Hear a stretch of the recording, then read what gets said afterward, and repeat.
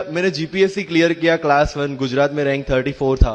UPSC clear किया rank 570 IPS becoming the youngest IPS of Gujarat at such a early age and then people come to you and बोलते हैं आप बहुत नसीबदार है, यू आर वेरी लकी।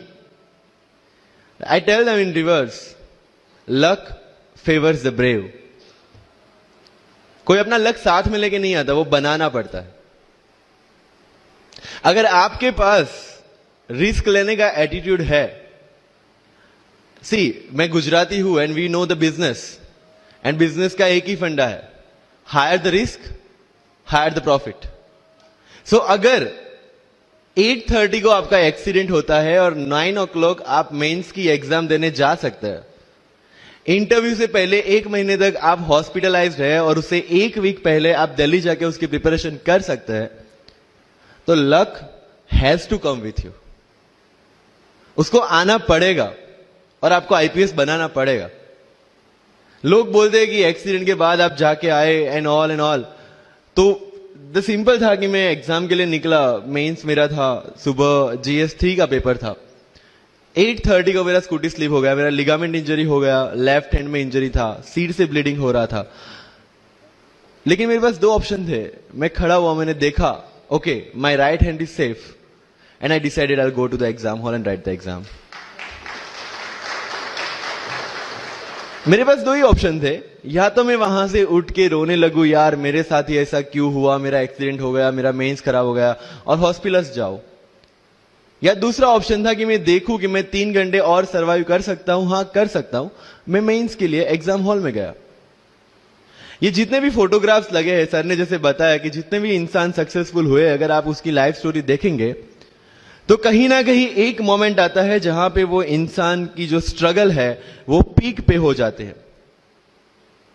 वो इस मोमेंट पे आपको डिसाइड करना है कि आपको वहां से यू टर्न लेना है या आपको वहां से आगे निकलना है। इन सब लोगों ने डिसाइड किया कि उनको वहां से आगे निकलना है, एंड दैट इज द फंडा ऑफ लाइफ।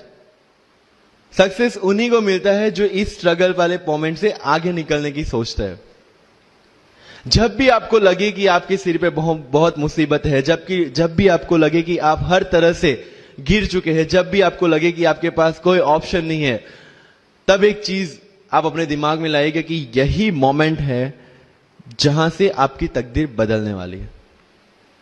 क्योंकि डायमंड जो होता है वो जितना ज्यादा घिसता है उतनी ज्यादा उसकी वैल्यू होती है। सोना जो होता है वो जितना ज्यादा तपता है उतनी उसकी वैल्यू होती है। अगर आप जिंदगी में तप रहे हैं, अगर आप जिंदगी में घिस रहे हैं, अगर आपको लग रहा है कि आप हर तरह से मुसीबतों में गिरे हुए हैं, तभी आपकी जो वैल्यू है वो बढ़ने वाली है।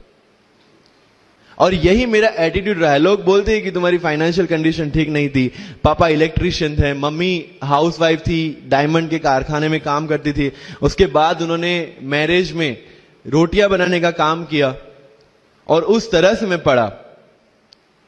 लेकिन जब मुझे पूछा जाता है कि ऐसी कौन सी चीज है आपकी लाइफ में जो आप बदलना चाहते हो, एंड आई सेड नथिंग। क्योंकि अगर वो चीजें नहीं होती मेरी लाइफ में तो शायद आज आपके सामने मैं नहीं होता।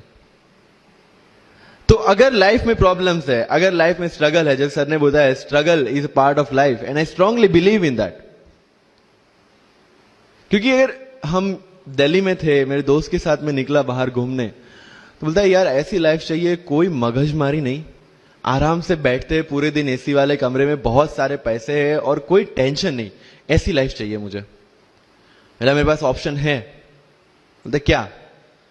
बोला देख सामने एटीएम का रूम दिख रहा है, एसी वाला कमरा है, बहुत सारे पैसे, कोई मगजमारी नहीं, जॉब ले ले। क्यों IAS IPS में दिमाग खराब कर रहा है? अगर स्ट्रगल नहीं चाहिए तो you have to compromise with that life. जब भारत वर्ष का सपना चंद्रगुप्त ने देखा, चाणक्य ने देखा, और उस भारत वर्ष को बनाने के लिए जब ये संघर्ष जारी था, और तब राजा धनानंद की डॉटर दूरदराज से चंद्रगुप्त को प्यार हो जाता है, और जब चाणक्य उनको बोलते कि नहीं तुम्हें उससे दूर रहना है, और तब चंद्रगुप्त बोलता है आचार्य कभी कभी सोचता हूं कि जिंदगी में या ये भारत के सम्राट बनने के लिए इतना त्याग, इतना बलिदान ना देना होता तो। और तब चाणक्य रिप्लाई करते हैं तो हर कोई भारत का सम्राट होता। This is the fundamental rule of life. अगर आईएएस बनने के लिए, आईपीएस बनने के लिए सैक्रिफाइस करना नहीं पड़ेगा, अगर उसके लिए आपको त्याग नहीं करना पड़ेगा, तो आज पूरे इंडिया में हर घर में आपको आईएएस आईपीएस मिल जाएंगे। So when you are entering into this game of UPSC or MPSC, make sure that you have to sacrifice anything which will take you to your goal. लेकिन प्रॉब्लम ये है कि हमें टेंशन होती है, यार दोस्त की एंगेजमेंट है, उसकी बर्थडे पार्टी है, उसकी शादी है, अटेंड नहीं करूंगा तो बोलेगा मैं तेरी शादी में नहीं आऊंगा, एंड ऑल। लेकिन बिलीव मी, जब आप आईएएस बन जाओगे, वो सामने से याद दिलाएगा, भाई इनविटेशन कार्ड नहीं भेजा तूने। समझ रहे हो? तो जो कुछ भी इसके लिए सेक्रीफाइस कर रहे हो, वो जब आप उस पोस्ट पे पहुंचोगे, सब कुछ वर्थ है, सब कुछ। मेरा इंटरव्यू था यूपीएससी का, मुझे एग्जैक्ट डेट याद है, 23 मार्च को मेरा इंटरव्यू था। 20 फरवरी को मुझे हॉस्पिटल में एडमिट किया गया क्योंकि मुझे इन्फेक्शन हो गया था बॉडी में, एंड बहुत हाई फीवर था, तो आईवी के अलावा कोई ऑप्शन नहीं था। 1 मार्च को ठीक होके मैंने सोचा चलो दिल्ली निकलते हैं। 2 मार्च को मैं दिल्ली पहुंचा। 3 मार्च को वापस से टॉन्सिलाइटिस का अटैक होने की वजह से फ्लाइट लेके वापस से पालनपुर, अहमदाबाद। Again hospitalization. 15 मार्च को I got relieved from the hospital. 16 मार्च को मैं दिल्ली पहुंचा और 23 मार्च को I gave my UPSC interview. तो 1 महीने का हॉस्पिटलाइजेशन। उसके बाद जब दिमाग में ये था कि मेरे साथ जो लोग इंटरव्यू दे रहे हैं वो 1 महीने से प्रिपरेशन कर रहे हैं, एंड 1 महीने से मैं हॉस्पिटल में था, again I thought this is the moment to prove yourself. I went to the interview और पूरे इंडिया में 2nd highest marks in interview for the entire life.